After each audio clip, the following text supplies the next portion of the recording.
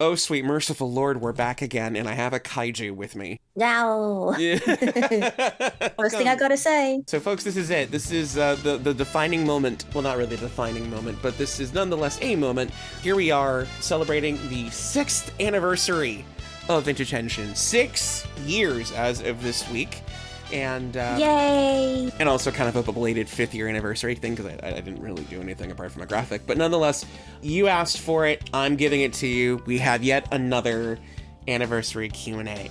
And if I sound groggy, it's because, yes, I have been frequently napping. I will confess to this. So I am sorry, not sorry. Anyway, I am joined this time, because it's better for me to have someone to bounce off of, preferably someone adorable, even though she says she's ferocious. Hey. I'm scary, I'm a kaiju. Hi, good morning, it's me, Firo Zera, the disastrous kaiju VTuber, but you can just call me Firo. Yay! Yay! Yeah, and don't worry, I got her held back by Mazer tanks hooked up to speakers that will bombard her with compliments if she gets out of Oh, not the Mazer tanks again. Anyway, we are here with a bunch of questions that you were asked to send in, and you being you at home, we put the call out on socials and on Patreon and on YouTube, and we got a bunch of questions, and we got a couple of really good ones, and so I've given them to Firo. She will choose them at random and okay. go through, and we'll just kind of bounce off. So let's get to it. Firo, fire away, but not literally, because I love my living room. Don't worry, I won't turn on the I-beams today. Please don't. Let's see. All right, first question. One thing you wish would come back for modern toku? This is a tough one, because I feel like a lot of the stuff that I've wanted to come back has come back already. Because, like, face villains came back with the last couple of shows, which has been pretty fun. We've had some really good mech fights over the last couple of years. The only thing I would want to probably come back is really clever mechanical design, if that makes sense. Because you know how, like, with a lot of, like, the Sentai robots, you'll have like a little bit of intricacy in terms of the combination. But nowadays it just feels like it's just red center, arms and legs and go. And I just wish that they would do some really cool, innovative stuff again with the engineering. Yeah. I'm trying to think, like, the last really clever Sentai robot for me, honestly, it might have been the ninja, whatever I want to call it, Ninja Megazord. It's not the Ninja Megazord. It's Ninja. Yeah, for Ninja, yeah, like where it's like the portable shrine. Yep, that's what I was thinking as well. That was really fun. Lots of wacky combinations. Yeah, like that was a really clever concept. The cockpit left something to be desired. I really thought that was a neat thing, even though I didn't really like Ninja as a show. I just really loved that and that kind of ingenuity. And then, like, we've had King Oger and, what was it, Dawn Brothers, and they had some really cool designs, but I just felt like that was more of the same. We're just, let's just slap everything together. And it does, but at least with those shows, it looked good. Yeah, I want more interactions with Precure. Oh my God. Yeah, but that... Stop dancing with the Precure. Give me. Well, yeah. Oh God, we're gonna get like all these messages down. It's like, oh, Precure is tokusatsu. It's not. It was just near the same time slot. Same time slot. They interact sometimes. Let me dream. But it would just be cool to see them in live action, but keep Koichi Sakamoto away from them. All right, what do we got next? Oh, here we go. Are there any design story themes you've always wanted to see a toku series like Rider Sentai, etc. tackle? Yeah, you know what? Space opera. Oh, gas so loud I actually choked on my breath. Yes, the plan's working. No. I mean, what? That got me. I'm like, oh, that's so good. Yeah. Key Ranger kind of scratched that itch, but it was still a little too silly. And then King Oger was touching the wall. I want, like, full-blown, honest to God, planet-hopping space opera. And I want it to be like another like Metal Hero show or something. I would love it. Barring that, my dream has always been Garo, but like set in the Victorian age. Oh, that'd be so good. It would a Garo by Gaslight type thing. Yeah. That has absolutely been like my dream, and I wish I wish they would do it with the new series that just got announced, but I know it's not to be. I want to see a writer series that tackles more like maybe dark fairy tales. Oh yeah, so like so you have like cool. It's like monsters, but it's like you have like the scissor man like thing that chops off your thumbs or something if you're sucking on them. Yeah, fairy tales, urban legends, that sort of thing. In British fairy tales, they have like the Seelie Court and the Unseelie Court. Yeah. Oh, I think that would make for an interesting premise. That would be fun. All right. If Toei steals your idea, we have it on record, and you can go. I've been thinking of that idea for like a decade now. I know. Like, it's sort of like my dream Sentai has always been like basically like a team of ghosts, you know, but like they're all from different like time periods. Isn't that just like the actual CBS like show Ghosts? No, you know what? Shush. No, like I like the whole thing I had in my head is, and I'm totally giving my idea away. Please don't steal this. Yeah, because like the whole thing is like it would be like a team, and it would be like you'd have like a somebody like a showgirl from the Old West. You have like you have like either like a boxer or like a soldier or something like that from the 40s. You'd have like a monk from way back when, and you'd have like a knight. And so the idea is that they've all been pulled from their various places in time and space to this one thing, and like this kid grew up with them. Like the thing that brings them together is that they were all taken. I'm giving you the whole premise. What the hell?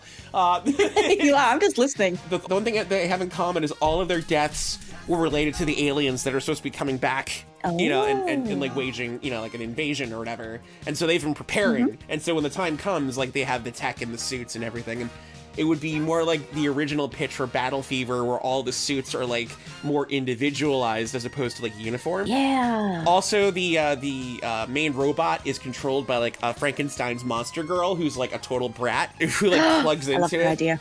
And it's like almost like a castle like built into it and stuff. It would be so fucking cool.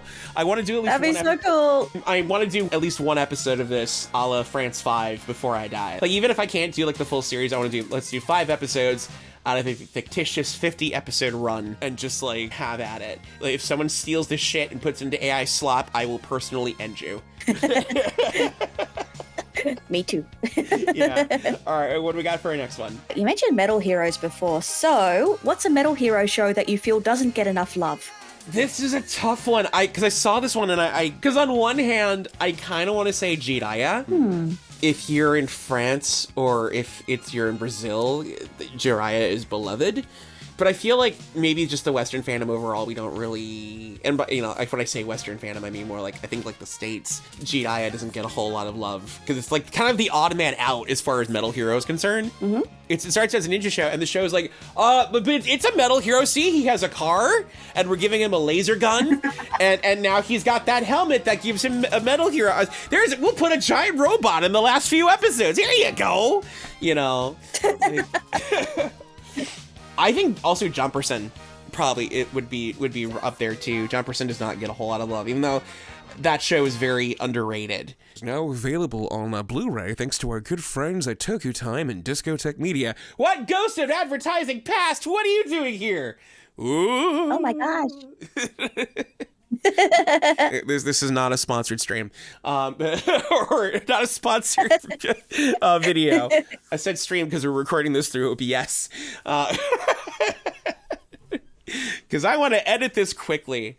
So yeah, no. I'll say, Fira, with your experiences as Metal Hero, what would you say? I don't really actually know much about Metal Heroes, unfortunately. It's one of those series that just kind of really went under the radar for me because it was never in a have main... you on the show today. I guess we'll have to ask you to leave. No. No,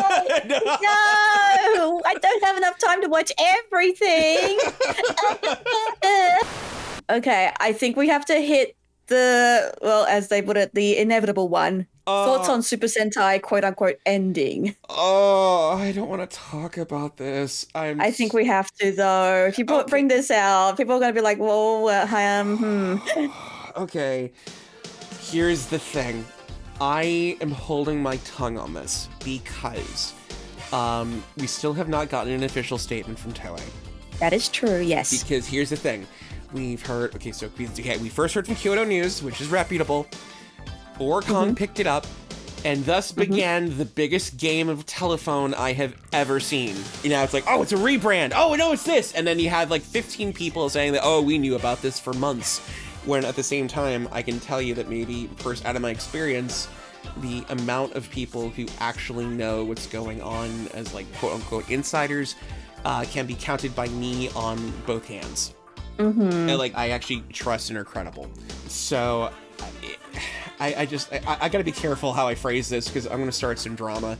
I hate this notion of the sort of quote unquote insiders club, and overall I just really hate this notion of how people feel they need to know everything about a show 6 months in advance before it even airs, and I don't get it. It has the energy of the kid who wants to peek at their Christmas presents early, and it's just annoying because people just plaster it all over social media without any spoiler tags, and like it's to the point where I can't even grieve over any potential end of Sentai.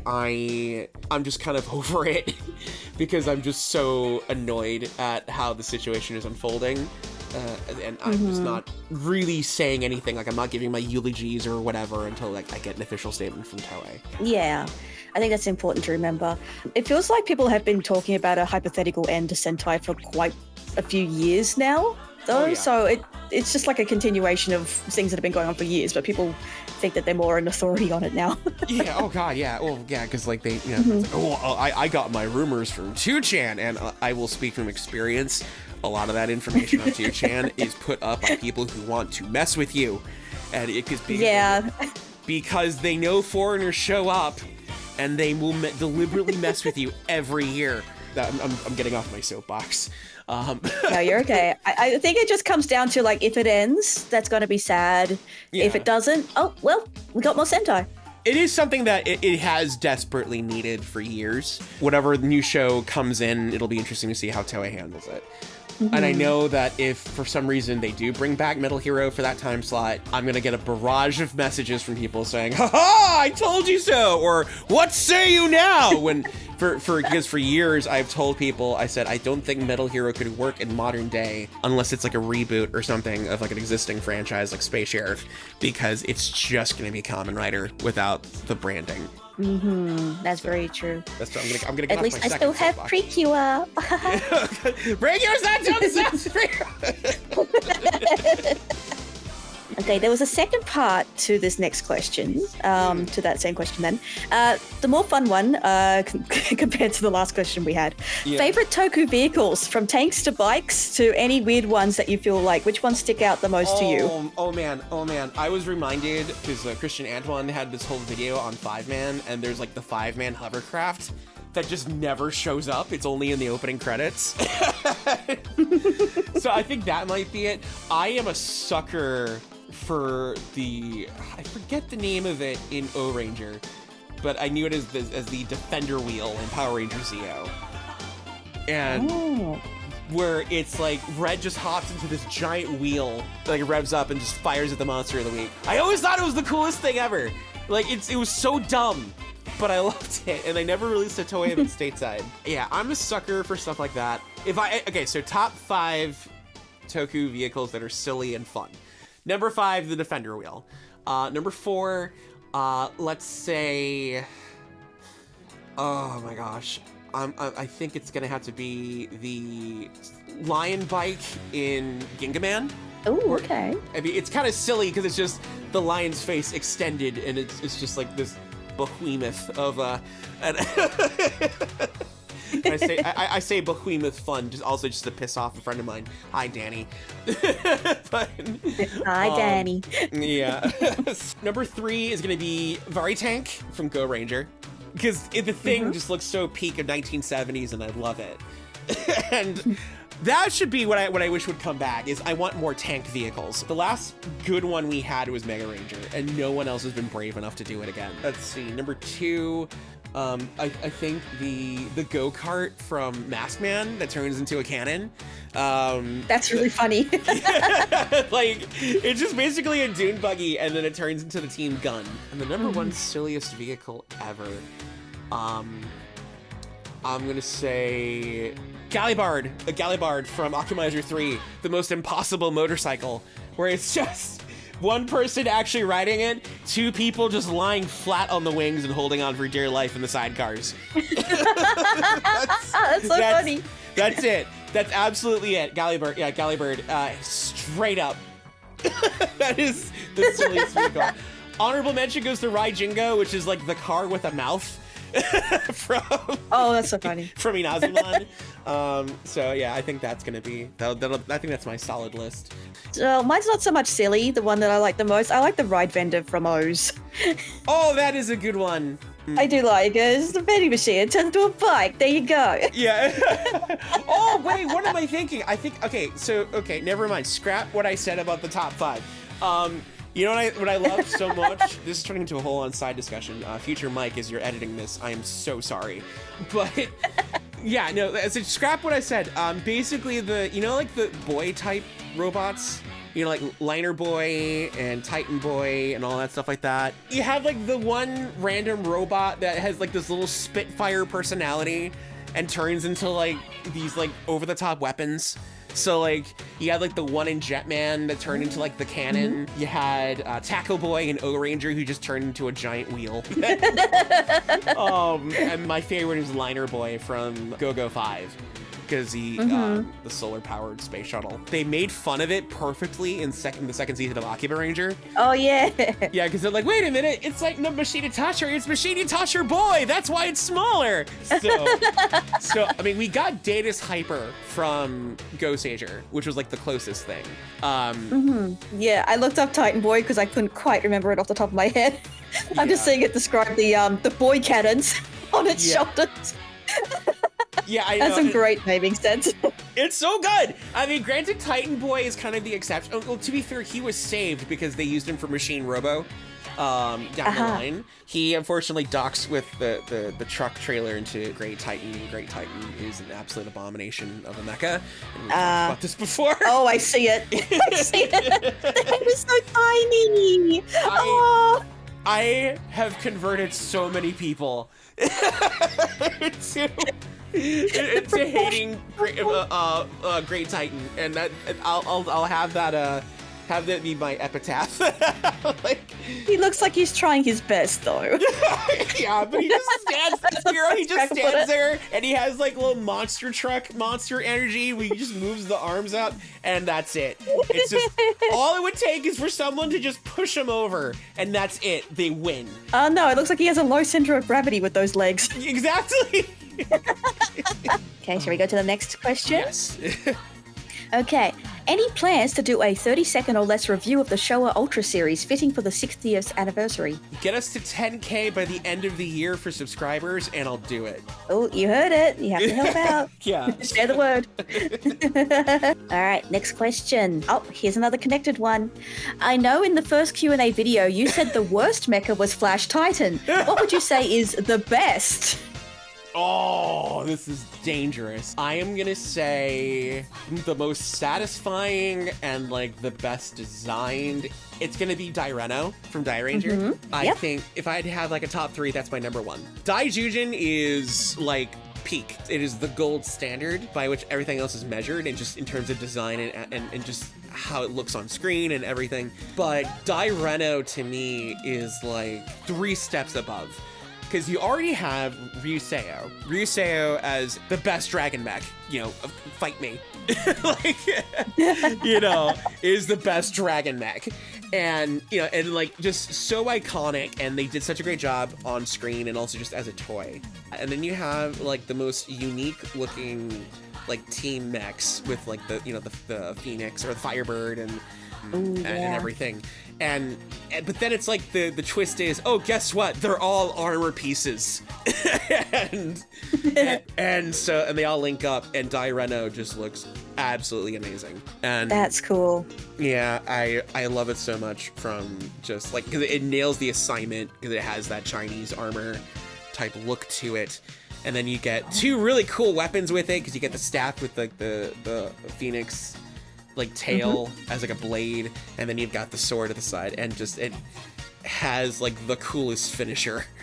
Honorable mention to that is gonna be probably Galaxy Mega from Mega Ranger, because it's a much better version of Denji Fighter from Denji Man. It's a much more simplified version of that transformation, and I really respect it for that. And even in show, it's like one of the more versatile. And never mind the fact that like you're doing like all these like cool joystick inputs for finishers and stuff. You know, I can't hate that. What do you got for yours? I have zero taste in mecha. Well, Fira, glad you could show up for this this program. Sorry, we have to end so abruptly. No. I'm not always so much into the mechas, but you know what? I love Tokuja. It's goofy. Yeah. It's so goofy, but I love it. Yeah, no, what's not to love about a bunch of trains combining into a mecha? Really. And plus, like when you really kind of factor in like the truth of the show, you're like, okay, no, that makes sense why it's designed. Like it totally makes sense. Childlike aesthetic to it. Yeah, like, you could just see the crayon lines. I kind of love that. Oh my gosh. All right, what do we got for the next question? All right, next question. Let's see. Out of the two streaming on YouTube, which one has had your viewing attention the most? Ultraman Omega or Kamen Rider Zets? See, I'm going to expose myself with this. I'm actually helping out with the live stream for Kamen Rider Zets. So, biased. Yeah, I know. I'm sorry. I've been doing some work behind the scenes. So yeah, it has my attention because like I'm having to watch episodes like 3 or 4 times, and then I'm also a mod in the chat. So, God, people please. can't control themselves. I know they're excited. Guys, please be respectful for the new people coming in. It's all it takes. Holy shit. Anyway, that's my stuff. But yeah, I think Zets has a little more of my attention. Although Omega has been a lot of fun. I think the big problem with Omega for me is that the main character, Soroto, he's got like the human cat syndrome going on in terms of just his general energy. And I think his come to Jesus moment, I think it could have been a little sooner. Either way, it took a little bit, but then I really like where the second half's going. But yeah, Zets has been just a delight to go through on that too. It's been a great response. I mean, it's not perfect, but it's still enough that every week I'm having a good time. And I think that's been their goal with this show, where it's like there's a spectacle every week, and that's how it should be for an action series. And I've been enjoying like the mystery aspect of it as well. Like sometimes I'll think I'll have an idea of where it's going, and then it kind of like steers in a different direction. I'm like, oh, okay, that makes sense. Yeah, but like at the same time, I really like that a show that's not really designed for adults can still like bring up surprises like that. All right, which Shotaro Ishinomori manga would you like to see get a faithful adaptation, live action or otherwise? Oh no, that's easy. The Inazuma manga. God. Nice and simple. I would, well, because the Inazuma manga is like such a different beast from the main TV show, which the main TV show is just a fun action romp.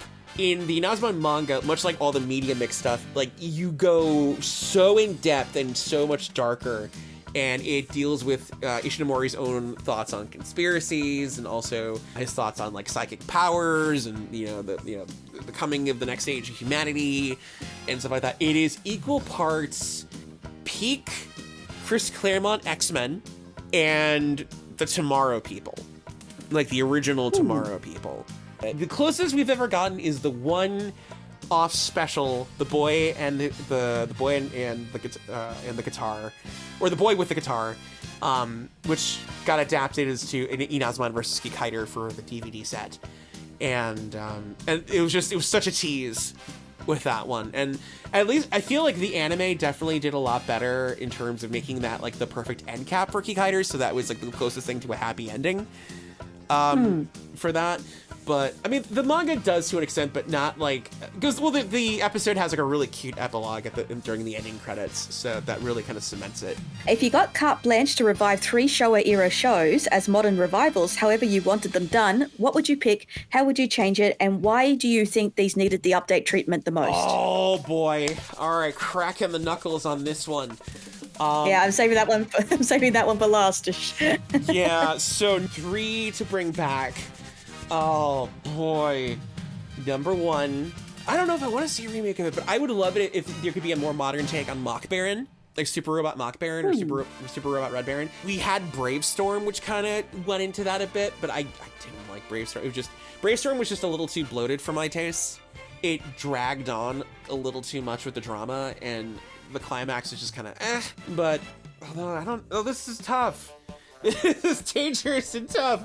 Why have you done this to me? My God. Okay, so 3 franchises to come back and why, or 3 remakes. Oh yeah, so I think I said this in the last time, but Sukeban Deka, number 1. Bring that back, because I feel like we're overdue for it. I know that they would try to cast an idol in the lead. They shouldn't do that. Because me and Kara were talking about this, like, no Nogazakas or anything like that. You would need like an action girl, like a Minami Sakui, or the girl who played Tammy in Shider Next Generation. I think if there's just a producer who can rein in Sakamoto, I think it would be great. So, and I say this about him. I love Koichi Sakamoto, but I know like when it comes to girls, I'm like just protect everyone. Like please don't let them be in hot pants. Second franchise that I would like to see brought back, I would say Ninja Captor. Ninja Captor I think could be interesting if do it, but then it's like a big ensemble of like alumni and stuff like that for the full team. Yeah. And then like make the suits look a little slicker, make the action really funny. Not too over the top, but just like really solid work. All right, I think my third one is gonna be, you know, it's like, because it never got a proper live action adaptation, but it's had shorts and commercials. I want a live action Zoids project. Oh, that'd be so cool. Kiyotaka Taguchi directed Western Front and did like this really cool live action thing with the toys. And it was a very evocative of the old commercials, and those were great. I would love so much to see a practical effects Zoids. That would be so cool. Yeah, so like you'd have like a little bit of puppetry in there. Like if you have to cut to CG, try to like do some Uncanny Valley stuff with it. But like, yeah, I think it would be super cool if you could just do a practical effects Zoids and just go to town with it. I think it would be really fantastic. So I'm going to throw the question at you now, because I'm not suffering alone. You know what? Let's do a live action adaptation of the Golden Bat. Like a remake of Golden Bat? Yeah. Let's do something like that. That'd be cool. The problem is we could have had that, but it turned into Garo. Oh, I see. Like literally. I think you could do something really cool with it, though. I think, yeah, like I would love to see a new Golden Bat. That would, just get Amamiya to like use his his proposed design for it again. That'd be great. All right, what are your other 2? Oh, I can't really think of any that I'd use. Yeah, no, it's hard with the shoes on the other foot now, isn't it? No. Really, it is. Especially since I'm not as, I haven't watched that much Showa stuff either. So that's a lot outside of my knowledge. There are some older magical girl shows though. Like live action ones. Okay. Yeah, come on. Yeah. I'm trying to remember the name. The one that turned up in Wizard. The Wizard movie. Poitry? You know the one I'm talking about? Yeah, Poitry. Yeah. Poitry. Oh no, I agree. Oh my God, I'm so pissed at Ultimatum, the movie War Ultimatum, because we could have had a really good story, and then they just like they just did a terrible panic punchline, and I hated it. But yeah, Quatrain would be fun. Like I know amidst the flurry of like rumors and people thought about like the replacement for like the time slot. People have said, it'd be cool if they brought back the Fushigi comedy series. I think that'd be kind of cool if done well. I think if they did a Poitrine remake or something, I think that'd be really cool. But kind of out of questions, did you have that one on YouTube that you wanted to... Yeah. That one was... I just realized I didn't read any names for these questions. Whoops. Oh, I'm sorry. I should have been saying them. I hope everyone will recognize what their question is. Great job, Fear. No, I'm sorry. I give you flack. I give you too much flack, but I care. Oh my God. So the question we got was, this was from Chris Casey Brown 5587. Say someone cared. No. Guilt trip. No, because 2026 is the big anniversaries for Ultraman and Kamen Rider. What are your favorite anniversary series films of Toku? It's gonna be Mabius. It was such an underdog show because Subaraya was going through it at the time, and then it did well enough that they were able to do those cameos. I think it is the show that absolutely set the standard, for everything to come after it. But I think it is also the show that very few anniversary projects have been able to beat. Because I mean, Gokaiger, a lot of people revere that, but I think the problem that Gokaiger has is it doesn't do a whole lot to encourage you to watch a lot of the shows, because it's kind of spoiling the endings for a lot of them. That's true. Yeah. And like that's not to say we still don't have great storytelling in the process of that, and you can kind of like work with those endings and interact with them in so much as independent, because it's just like you're dealing with these past heroes and their past glory and whatnot. You don't have the full context. So like, and in that sense, it still works. It still elevates Gokaiger, but I feel like it just maybe it did so much right, and because it was its own show, but then also still celebrated everything that came before in a way that was really entertaining and just really epic. So I would say Mabius, and then barring that, even though I just kind of was like about them, I think Gokaiger versus Gavon is probably my favorite anniversary movie. That's a good choice.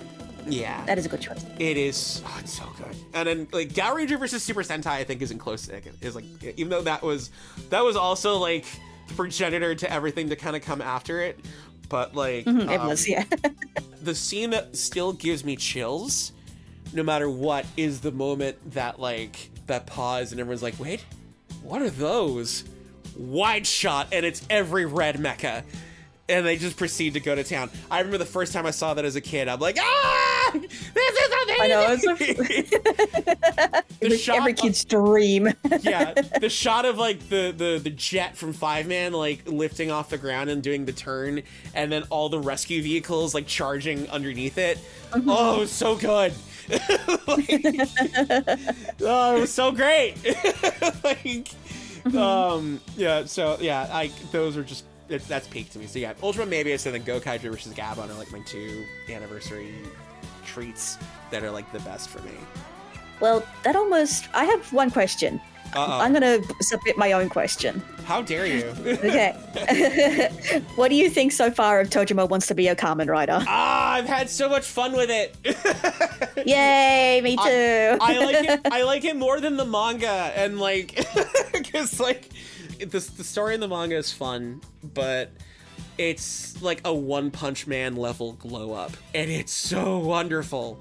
Like, and then Teddy Lloyd has been killing it with the soundtrack. It's so good. Oh, I love the music. I think what I really appreciate the most though is the timing. I just love the pacing of everything. Yeah. Because when you watch if you watch a lot of the clips out of context, they seem really ridiculous and cringe. But then you actually watch it in the context and you're like, holy shit, this is the best thing ever. Oh yeah. Like the bit where he's, he puts the mask on for the first time. Like, it's a stupid moment. It looks like a crazy man has just activated his adrenaline. It's like, why are you crying? Why you put this mask on? And then you watch it, you're like, oh, it makes sense at my heart. Yeah, everything comes to this book. Well, and the thing is like the flashback that happened in the first episode, that doesn't happen until later in the manga. Okay. So there are people who are questioning, like, why did they move that up? And I'm like, wait, no, it makes sense. Because you needed that backstory to understand why it was so emotional. You needed him to have that fumble with his identity before having the big moment. It's just, it's such a fantastic series, and like the fact that they're bringing back voice actors or like the original actors for a lot of it, like they brought back Hiroshi Miyauchi to play V3. Yeah. I am so glad he still got it. Because like Miyauchi had like a stroke a couple years ago, and he but then he like recovered well from it, and even though you can hear a little bit of that lisp that comes with old age in some respects, like you put him in a certain situation and he nails it. Yeah, and so I'm so happy to hear him again, and I'm so happy to hear Fujioka again, and I'm waiting for the payoff when like Rider 1 shows up or something. Like, not that that's actually going to happen, but like I'm waiting for some type of crazy payoff for everything. Same. Yeah. So I know it's gonna happen. It's only a matter of time. But man, yeah, it's, I think out of all of the tokusatsu adjacent anime to come out in the last couple of years, I think that's like the most satisfying. Yes. I think the only thing that's come back closest is Red Ranger in Another World. Or Red Ranger Goes an Adventure, because that one also is like it's such a pitch perfect parody. So you've got like the remix, but now you've got the OG coming in, and it's fantastic. But at the same time, I'm just like, give us Futo PI season 2, you cowards! Aren't they doing a movie? The movie came out, and apparently like the it already came out. Yeah, and apparently like once you really get to the past the nitty gritty of it, it's like the bulk of the ending of the film just teases a second season like crazy. And I'm just like, just do it. People will buy it. People love Double. America, like, when we gave them the poll at LA Comic-Con, it was in the top 2. You fools, you'll make money. Anyway, but anyway, that's another soapbox that I suddenly stumbled upon that I need to just get off right now before I fall through it. But anyway, so with that, yeah, I think that's all of our questions. And as our 6th year anniversary celebration comes to a close, so, Vera, thank you so much for joining me on this one. This was a blast. Thanks for having me on. Sorry for the mental anguish. But yes, before we go, what I will say is thank you so much, everybody, for your support these past 6 years. I know haven't really been putting out a whole lot in a couple of those. The short answer is I've been kind of going through it both professionally and personally. I've been really busy professionally. Personally, I've had a couple of crazy things happen. Past summer, my basement got flooded. I had a couple of health scares this year, and I'm on the mend, but it's still rough going. So if you want to help season 2 happen, the best things I can say, please consider liking and subscribing, of course. Tell your friends about us. Like literally, like about last year, Iron Mouse was shown one of the Year in Indies compilations. I woke up at 2 o'clock in the morning and just managed to suddenly catch it, and it made my year. So yeah. So little things like that go a long way. So, which by the way, hi Mousy, if you're still subscribed and watching us. And but then of course, most of all, is we have the Patreon, and we are now on the road to 10,000 subscribers. So it's literally like half of you right now subscribe to the lowest tier of the Patreon, which is like $1, like a month. And you hung in there for 1 month. Not only would life be a little more comfortable for me for a little bit, but I could start like buying tech upgrades and stuff that I need, because I desperately need to get a new camera. My DSLR died like right after like the last Ultraman special we did for Shout. So and I've been in the market. And either way, to get more updates on episodes, including the list of episodes, what's going to be happening in season 2, consider joining the Patreon over at patreon.com/Vintage Henshin. But I think that's all the things I need to plug. Thank you so much for supporting us. We love you all, I think. And stay safe and sound out there, and have a wonderful, wonderful holiday season. Happy anniversary to us. Bye-bye. Bye-bye.